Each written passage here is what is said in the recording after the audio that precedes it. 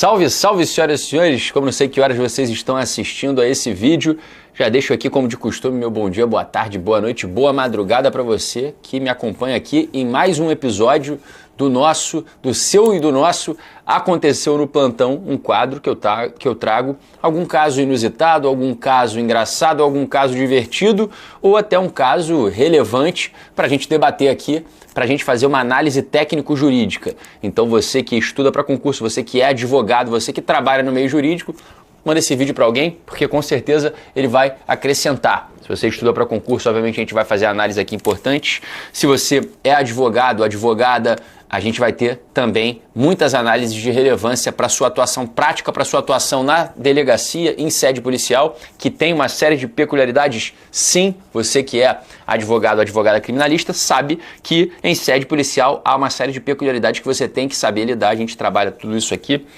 no nosso Aconteceu no Plantão, sempre naquele esqueminha bonito da câmera pinada aqui em cima, fica chique para a gente falar do nosso Aconteceu mais um no Plantão.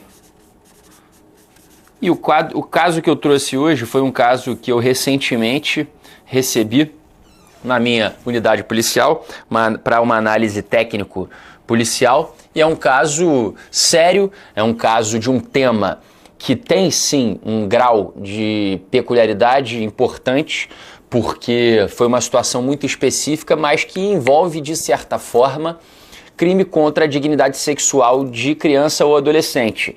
É um caso peculiar que a gente vai analisar aqui e que traz certos aspectos relevantes a serem identificados. Vamos lá, galera. Não é, já adianto aqui, dessa vez um caso engraçado, um caso curioso, como muitas vezes eu trago aqui para o nosso debate. É um caso sério, mas que por conta da peculiaridade que eu vou trazer, possui bastante relevância para a gente trabalhar aqui. Estava no meu plantão quando chegou conduzido em sede policial um indivíduo, mais precisamente estrangeiro, não me lembro a nacionalidade, era latino, e ele não... Agora confesso que eu não sei se era latino, falava a língua espanhola.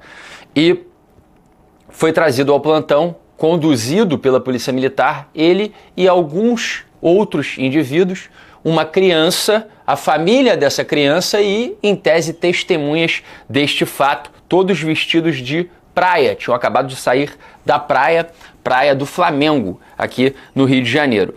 Qual foi a situação? Esse indivíduo estava inclusive com a mulher dele na praia, começou a ser observado por outras pessoas porque estava filmando de maneira suspeita, vamos dizer assim, uma menina que estava brincando na areia da praia, próximo à água. Ele estava na barraca e com o celular dele começou a fazer filmagens dessa menina.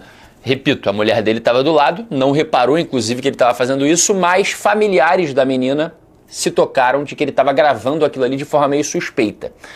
Começou uma confusão na praia, porque os familiares dessa menina foram lá tirar satisfação. O que você está filmando minha filha e tal, etc. E aí, no meio daquela confusão, conseguiram fazer com que ele mostrasse as imagens, e realmente as imagens que ele gravou eram imagens um tanto quanto delicadas da menina. Ela estava brincando na beira da praia, dando estrela, fazendo, acho que ela fazia ginástica artística, não me lembro exatamente, e realmente a filmagem que este gringo, que esse estrangeiro produziu ali, focava somente nas partes íntimas, vamos dizer, dessa menina, que, salvo o melhor juízo, ali tinha por volta dos 10 anos de idade, estava de biquíni. E ela abria as pernas brincando, dava estrelas, cambalhotas, e a filmagem realmente focava somente nas partes íntimas dela, dando um enfoque bem aproximado e mantinha ali o foco da imagem. Foi o que foi trazido para mim no plantão. E aí, delegado de polícia nesse caso? Há crime? Não há crime? Prende? Não prende? Temos elementos para isso? O acesso ao celular do investigado foi válido? Não foi válido? Há uma série de peculiaridades que a autoridade policial tem que analisar no plantão, por isso que eu digo, a atividade do plantão é muito complicada por conta da falta de elementos, falta de elementos informativos em sede ali de cognição sumaríssima. Então, nesse caso, poderia este senhor filmar essa menina dessa forma? Ele alegava ali no plantão que estava filmando em via pública, que estava captando imagens que estavam em via pública, que não seria crime, que isso não seria atividade criminosa. Por óbvio que a mulher dele nem sabia que ele estava captando esse tipo de imagens, ficou bastante chocada na ocasião quando teve acesso à forma como ele filmava essa menina, mas de qualquer maneira, e aí? Temos crime ou não temos? Vou começar pela conclusão. Eu lavrei um auto de prisão em flagrante. Esse indivíduo foi preso pela prática do artigo 240 do Estatuto da Criança e do Adolescente. Estatuto da Criança e do Adolescente, vou abrir a nossa lei aqui para vocês já. Lei 8.069 de 90. Foi preso em flagrante pela prática do artigo 240. O artigo 240 prevê as seguintes condutas criminosas. Estou abrindo ele aqui porque, obviamente, não há como saber de cor. O artigo 240 vem previsto, como dito, no Estatuto da Criança e do Adolescente, no ECA, e prevê a conduta daquele que produz, reproduz, dirige, fotografa, filma ou registra por qualquer meio cena de sexo explícito ou pornográfico envolvendo criança ou adolescente. Veja só, portanto, que ele pode praticar essa conduta por alguns verbos típicos. Produzir, não é o caso, né? Produzir, reproduzir,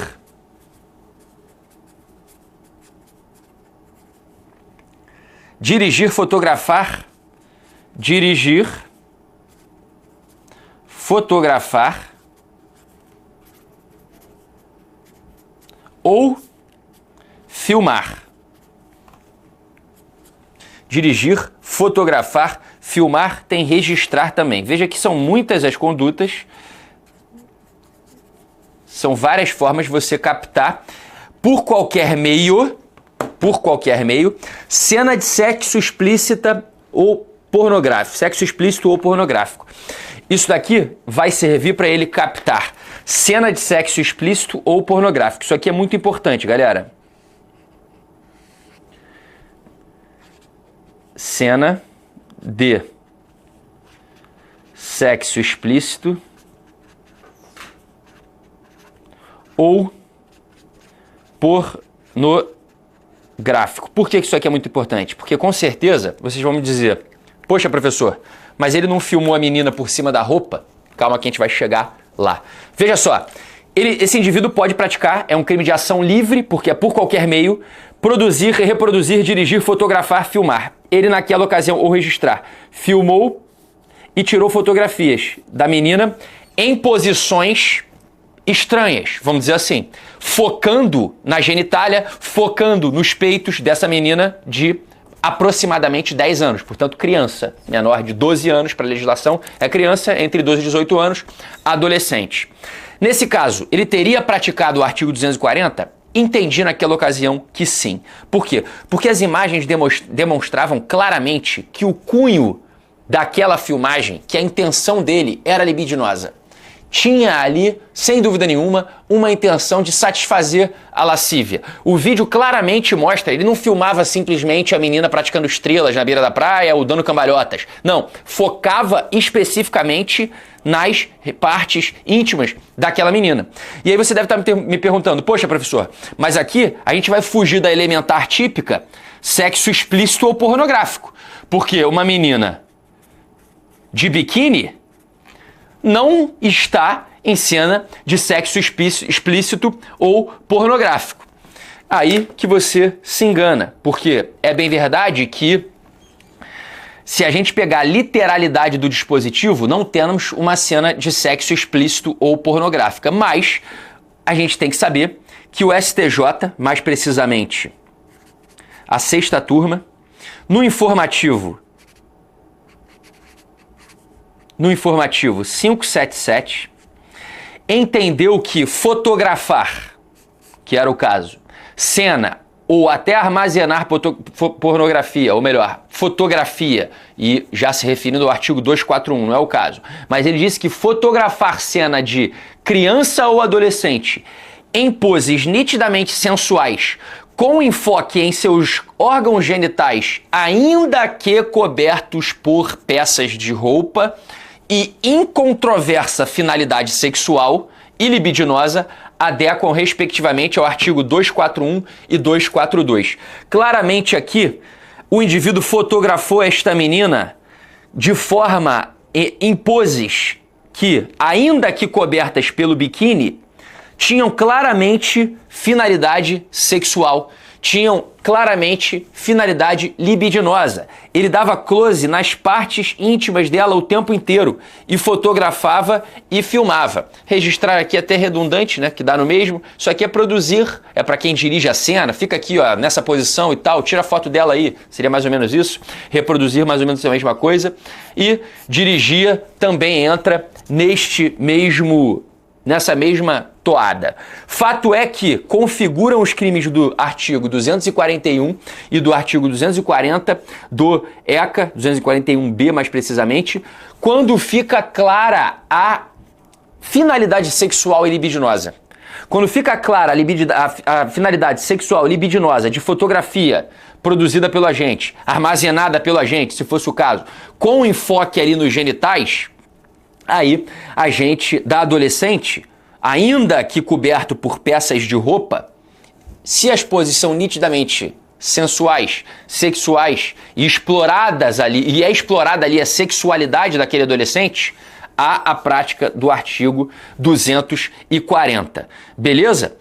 Agora, é muito importante que a gente tenha em mente o seguinte: nesse respectivo caso, veja-se que eu lavrei aqui a prática do crime só no artigo 241. Por que eu não lavrei no artigo 241B também? Por que eu não imputei no 241B? Porque aqui esse dispositivo prevê a conduta de oferecer, trocar, ou melhor, adquirir, possuir ou armazenar, seria o caso, armazenar, por qualquer meio, fotografia, vídeo ou outra forma de registro que contenha cena de sexo explícito ou pornográfico envolvendo criança ou adolescente. Por que eu não lavrei aqui no armazenamento? Porque ele tinha acabado de fotografar. Ele não tinha ali um banco de imagens de crianças, de adolescentes, não tinha ali um banco daquela própria menina momentos antes, horas antes, guardados no telefone. Ele foi surpreendido ainda durante a filmagem e a fotografia. Ou seja, não dá aqui para forçar a barra, vamos dizer assim, dizer que ele armazenava aquele conteúdo. Ele até poderia ter aqui a intenção de armazenar. E se ele fosse surpreendido posteriormente, ele responderia por esses dois crimes. Mas vamos dizer que, por exemplo, ele só iria filmar naquele momento e ia apagar depois. A gente não pode dizer que ele estava armazenando. Ele só tinha ali o cunho sexual de filmar, mas como ele era casado, ele vai armazenar, ele vai apagar para não armazenar. Vamos dizer que ele faça isso. Claro, é conjectura, mas repito, em sede de cognição sumaríssima, de auto de prisão em flagrante, não dá para pesar a mão se você não tem elementos para isso. Fechado, galera? Então, por isso concluí que este indivíduo praticou o artigo 240 porque ele armazenou cena de sexo explícito ou pornográfica em sentido amplo, ou seja, a menina claramente em poses sexuais de criança ou adolescente. Para mim, configurou perfeitamente a prática deste dispositivo aqui. Se você fosse advogado e estivesse no plantão defendendo esse indivíduo, obviamente você ia pedir uma audiência ali, um despacho para despachar com a autoridade policial e ia tentar bater na legalidade. Poxa, doutor, claramente ali não há aqui cena de sexo explícito ou pornográfica, a foto era de biquíni. No caso, não ia conseguir mudar o meu entendimento porque eu estava amparado no STJ, no informativo 577, que diz expressamente que não há necessidade de estar as partes íntimas da vítima expostas. Basta que tenha cunho sexual, ainda que coberta por peças de roupa. Beleza? Mas esse seria o ponto. Ponto número 1, dizer isso. E número 2, dizer que ele não tinha dolo de praticar este crime, que ele queria, na verdade, só registrar as poses da menina. Não é o caso, porque o foco era principalmente nas partes íntimas, isso ficou muito claro. Agora, um ponto muito importante que a gente tem que debater sobre esse caso é: o delegado de polícia poderia ter acesso ao celular do imputado? poderia ter acesso ao celular do imputado? E aqui há uma série de julgados a respeito desse tema, mas tem prevalecido que a autoridade policial, na realidade, em sede de plantão, em sede de flagrante, de APF, ela pode somente apreender o telefone celular. E aí, posteriormente, tem que pedir essa quebra de sigilo. Deve pedir a quebra de sigilo ao judiciário e aí sim ter acesso efetivamente ao conteúdo. Esse seria o procedimento padrão. Se isso fosse o telefone celular obtido em sede de mandado de busca e apreensão, entende-se que o delegado tem acesso irrestrito, não precisa representar pela quebra.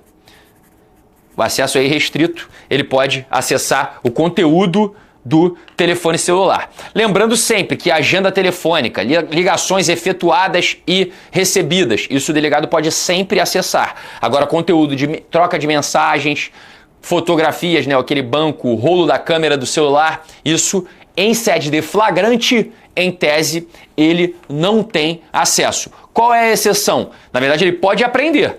Delegado, artigo 6º e seguintes do CPP, artigo 6º e seguintes do CPP, traz ali uma série de diligências que a autoridade policial e uma delas é apreender coisas que tenham relação com a atividade criminosa. Obviamente, se a gente está investigando a prática de um crime em que o agente se utiliza do celular para filmar uma pessoa, filmar as partes íntimas de uma adolescente, esse celular pode claramente ser apreendido.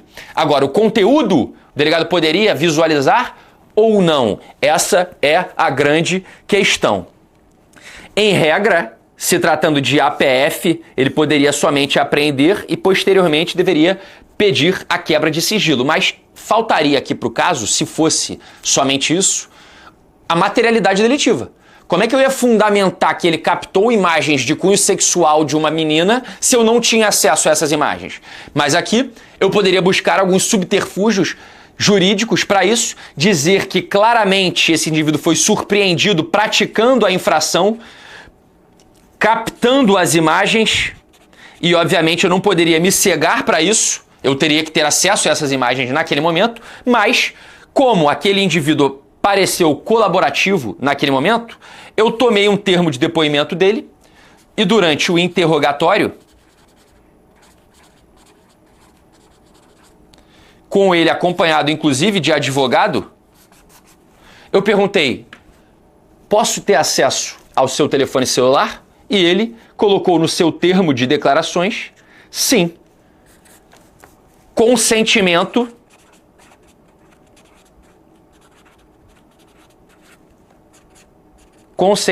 do autor.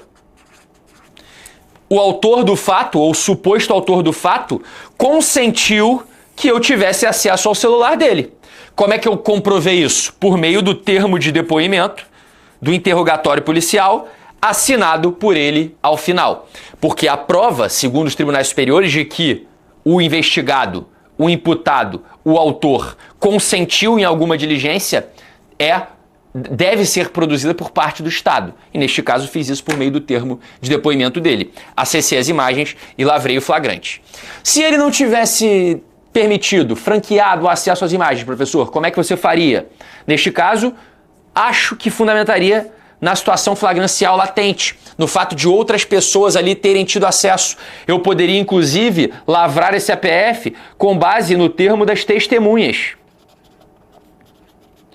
que disseram no local que viram ele filmando as partes íntimas da vítima, mesmo não tendo acesso ao telefone celular. É claro que aqui ficaria um pouco mais frágil, porque o indivíduo negaria, o imputado ia negar que focou nas partes íntimas, mas se essas pessoas testemunharam isso e viram inclusive ele dando close nas partes íntimas da vítima, eu poderia lavrar o flagrante perfeitamente aqui, no depoimento das testemunhas, e apreender o telefone para posterior quebra de sigilo.